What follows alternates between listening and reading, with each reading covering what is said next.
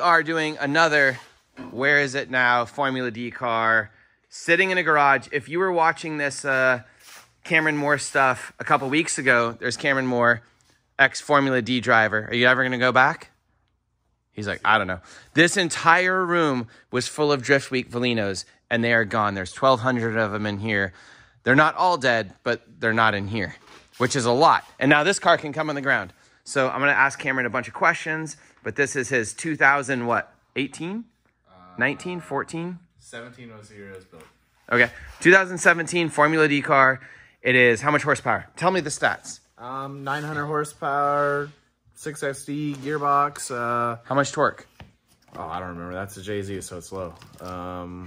800-ish, probably. Would you build another one of these cars? Not an FRS Why? platform. I don't like it. It's not It my, sucks? It's not my style. But you'd keep the JZ platform. Oh, yes. The drivetrain for sure. As I talk to each Formula D driver, they talk about they choose the chassis, not the engine package and everything else they want. The chassis is the most important. And you choose the chassis by the suspension. Is that why you wouldn't choose that car? Is because of suspension? Yeah, exactly. So I don't like the way the suspension works on this car. Coming from the SC before, where we could put all the power to ground whenever we wanted to, super easy, and adjust it where we needed to. This car, literally just the only way I was able to put power to the ground is make it right on a bump stop. So kind of hard to make. So you're saying an SC300 is better than this? I think so. And all FRS owners are idiots. You can't quote me on that. You can't quote me on quote him. Okay, let's look at this car. It is really cool looking. It's missing a bunch of parts right now, but it was a B-in kit. Looked rad. Let's look underneath the hood. We have little details, like a little wastegate dump pipe there. What's the turbo? Which one is on there? 40R? 42R? 3582? 3584? Something like that. I don't remember exactly, to be honest with you. I just work on cars. I don't remember numbers. Oh, God. Okay. So what's get over here. Come on. Let's do this. What's the exhaust manifold? That was a custom-built manifold by Nameless Performance. What's the intake manifold? Same as theirs, is a stock loader with their plenum on it. And ignore this part right here because I have to start it certain ways. Everything looks so expensive over here and cool. So what is this? HEK carbon fiber kit. Okay. How much are these? Are they on their website? You can just order them, or is this like crazy, special stuff? This was not on the website when I ordered it. So this was a call up, and we got it through Turk. Turk and I were good friends and always did all the same stuff at the same time. So we put this together. But now I haven't even looked because I haven't had to look. I've never had to replace that. Cool. So we have WiseFab. We have this crazy, what's it called? A boost ball? Yep. Anti-lag? Anti-lag. That's the Nameless fresh air system on there. How does it work? And does it work? It works really good. I mean, car always stays in boost. So it doesn't fall out of boost. It's got an on-off switch. It's a circle because it holds boost so it doesn't blow up. Yeah. You have a couple Mac valves there. And what do they do? They get an electric signal and just dump air in? Correct. One actually runs down to the wastegate down here. If you can see it down there. Runs down to this one. And there's actually 7 runners on this manifold. If you can really get in there and look. It'd be this one is the 7th, which runs straight to a wastegate to the charge pipe on the hot side. So tell me how it works for me. I'm dumb. It takes hot pipe. The hot pipe is this stuff, the exhaust gas? Hot pipe is always on the compressor side. Okay. And cold pipe is over there. Okay. So it takes air. Yep, air to the ball. To a one-way valve. One-way valve into there, pressurizes in the ball. Okay. Mac valves then control wastegates on top of that. Okay. And then wastegates, hopefully I'm not saying this wrong, I'm making myself look dumb. Then wastegates then control the fresh air system from exhaust to intake. From exhaust to intake. Yep.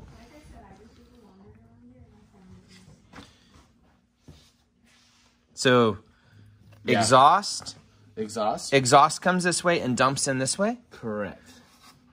So you're dumping exhaust into the intake? If that's the way I understand that doesn't seem right. What is this?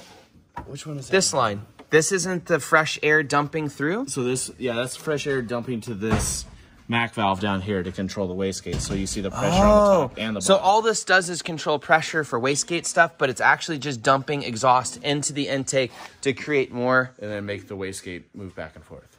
Oh, I thought you were actually dumping this just into the intake pipe and going through, but you're not. You're doing wastegate. So you're taking dirty air and pumping it in. Yeah. And it's crazy hot air, isn't it? And I think they call it a fresh air system. This seems like an EGR valve setup. This has to be wrong. Pretty much. Well, it could be wrong. It's like a fancy race car EGR setup. Yeah. But it makes sense because this isn't enough volume to ever do anything. You would have to have a huge amount of volume, and that pipe's way bigger. Interesting. I'm learning. I'm still learning too. So you have this thing. I just like driving the car. But I'm saying it's like a black box to you. You really don't know? Exactly. Oh, cool. That's I don't know anything about my cars. I was never allowed to dive ask into too many questions. But because it's their secret sauce? Yeah, as long as it worked and I didn't have to work on it, I didn't need to know anything, right? Okay. What else is going on here? This car is a rear mount car for the radiator to make extra room. So that's just what this stuff is right here. They're custom built intake plenum with all the fancy stuff on it. KRC power steering pump, DC power alternator. So is this a 3-liter or 3.4? This is a 3-liter. And why don't you run a 3.4 if you're doing all this crazy stuff? I've always been a fan of the 3 liters. I've always had 3 liters, so I've never experienced time with a 3.4. As far as my understanding with a 3.4, I'm an RPM driver. I'm a wheel speed driver, so I don't need, personally, I don't think I always need the torque because I always stay up on the top of the pipe anyways. So that's why I've always stayed with 3 liters. Okay. And I guess you have this all shielded because there's a bunch of little lines. Just to keep some heat of the way away from it. So cool. Because it is still kind of a small engine bay and the anti-lag does produce a lot of heat. So is there anything special going on in here? Is that a sequential or a dog box? Yep, that is a sequential 6XD from Rick over at RTS. Does it ever break? I've never broke it. How many laps do you have on it? I don't know. I'd say probably at least 150. Is it better than a dog box? Well, they retain all the same parts as a dog box in the internal. So the reason why we went with that is we did have an abundance of parts because of our 4-speed transmissions, which we could apply to that. So that's why we went that route instead of like a Samsona's or a Hollinger and any of that. Okay. Just because we already had the parts cost out of the way. It's got a beautiful dash, lots of race car parts, big cage, doors still. Ooh. Oh, yeah. It got. Feels like it's catching. Let's not touch it. He's moving the fender. If you're a drift car person, you know what that's like. Very nice door bar setup. Lots of protection there. Carbon fiber doors or fiberglass? Yep, HEK carbon fiber doors. Oh, dang. Or no, these are the fiberglass ones. So you have real BN on this car and all HGK stuff. It looks fancy. It looks a little rough right now. That's okay. It's a competition car. You got nitrous on it. You got a rear mount radiator. You have lots of... How'd you make all this? Actually, the guys over at Nameless made all this. It's all done on CAD. Thanks to John at Nameless because he's a wizard at that stuff. And he did all that. And then the inside of the car, this whole floorboard and all that is done out of CAD. So this is actually the fuel cell right here underneath that. So to keep the center of gravity lower in the car. And to round this out, so it's not a super long video, tell me a bunch of little statistics about the car. You don't have to tell us how much it cost or anything, but like how many times did you use it? How much life did you get out of it? What are you going to do with it soon? How many tires do you go through in a weekend? How many laps does a tire go on this thing? Just things like that. How often do you pull the engine? How often do you rebuild it? So we ran this car for 1 full year in Formula Drift in 2017, and then we did 2 half years, 18, and then we're actually 19 wasn't a full half year. We only did like 1 event, but we were on the schedule plan for halfway through the year, 1 motor, and then we pull it out and put the fresh motor back in, the replacement, and then we always had a backup.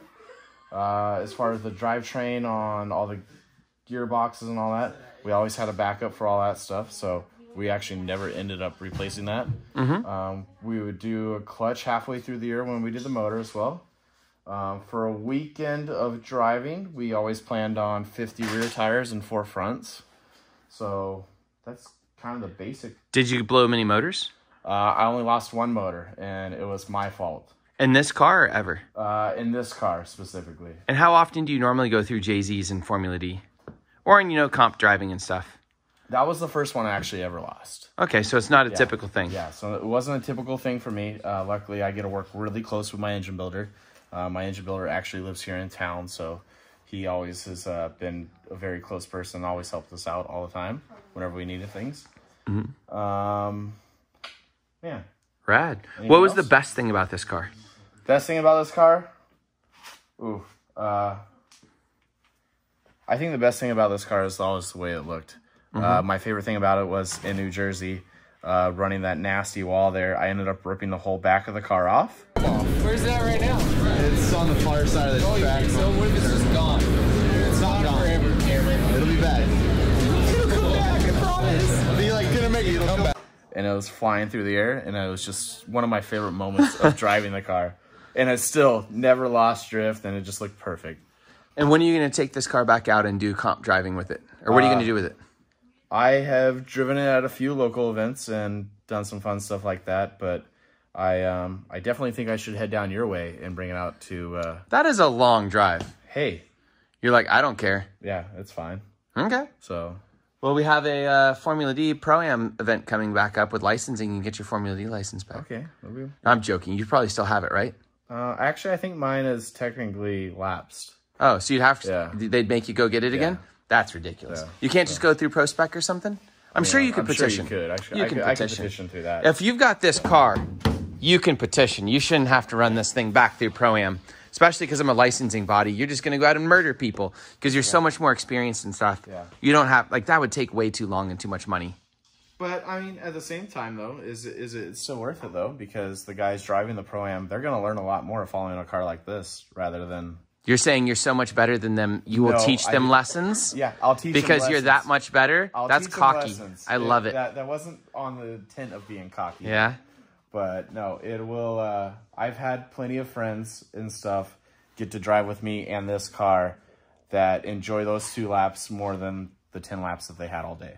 Mm-hmm. So, and I always, they only get 10 laps all day? I mean, that was just a number.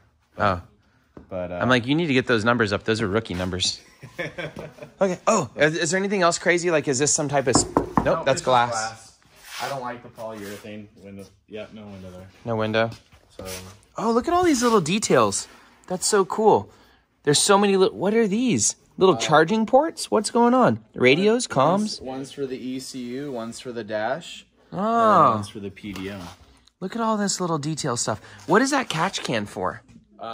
I didn't have enough time to build a proper catch can and route it the right way, so that was me being lazy. What do you mean? Is it for the coolant? No, it's actually a breather off the top of the transmission. Ah, So interesting. So much stuff going on. How hard is it to get the battery out? you don't want to take it out Why? because you got to like take the seat out. You got to take the seat out and everything to get a battery out? Yeah. So these are just little charging points. You just jump in there and jump it. Would this thing start right now if we tried to start it? It probably would with a little bit of starter fluid. What else? Oh, we didn't even show this. Let's get in here.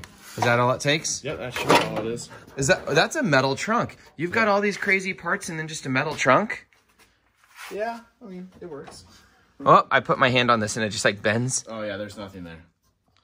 Very cool. Is this adequate cooling for this car? You have a quick change down there. This car will never get hot. Why? Because it doesn't run? Oh. No, it runs fine. I've done back-to-back laps of this thing, and it's never got hot on me. What do these 2 fans pull for CFM? I think the combining on them is like 4,700 CFM. So that's for both, not just for one? Yeah, for both. Very cool. What makes you, when you're building a car, run like multi-$1,000 doors and then just like cut up a trunk? I'm not saying you shouldn't, by the way. I'm just curious. I can get this trunk at any junkyard. What about the doors, though? Are the doors really that much lighter than just cutting out some doors? And you could get those doors at any junkyard. Yeah, I can get those at any junkyard. Oh, I'm just curious. Maybe it's just the time, and it was the... You're like baller factor? Yeah, kind of the cool factor. You were up late at night on the HGK website and Alibaba buying stuff? Yeah, looking at whatever we can buy. All right, super cool. And what are these front fenders? These are BN Sports too. These are the BLS kit. Okay. Well, car's beautiful. Do you regret building it? Nope. But you said you don't like the chassis. I was running you into that. You asked if I regret building it. I loved building the car. Okay. And all the help that you I just got regret from owning it. All the partners that I had was fun building the car. Yeah. But I just wouldn't build another one. What's your next chassis to build? I don't know. We'll have to stay tuned for that. I thought you said SC300 the other day. I mean, you said you were bringing the SC300 back because I embarrassed you in that video. That car is technically pretty much built, just needs assembled. Why don't you just take this drivetrain out and put it in that? Why don't we have more than just one car? Ooh. Keep them all running. Tell me this real quick. You said you don't ever blow engines. What are these guys? You have just like Jay-Z's chilling. I'm a junior Brandon Wicknick, so I like to keep a lot of things in stock. So you should be nicer to yourself than saying you're junior Brandon Wicknick. Of keeping stuff in stock. Like tires? Yeah. Like okay. stock on stuff. Okay, so these are just random things that you have. Yep, these are just random ones. This one is actually a kind of a very special motor to me. It's got a distributor. Uh-huh. All right, sorry, keep going. I'm saying obvious story things. On this one, the reason why I keep it around is it was in my sister's first car. Oh. That she had for a whopping month in a SC300 because I love the chassis. But she happened to crash the car, so I had to keep the motor. So you had this stuff, and you could have helped out Brandon on the trip, but you didn't even give him these motors. He would have blown him in 5 minutes, so it doesn't matter. Yeah, it was a good running motor. Fair enough. So cool. Yeah. Well, thank you for helping on Drift Week with all the Velinos. Oh, yeah.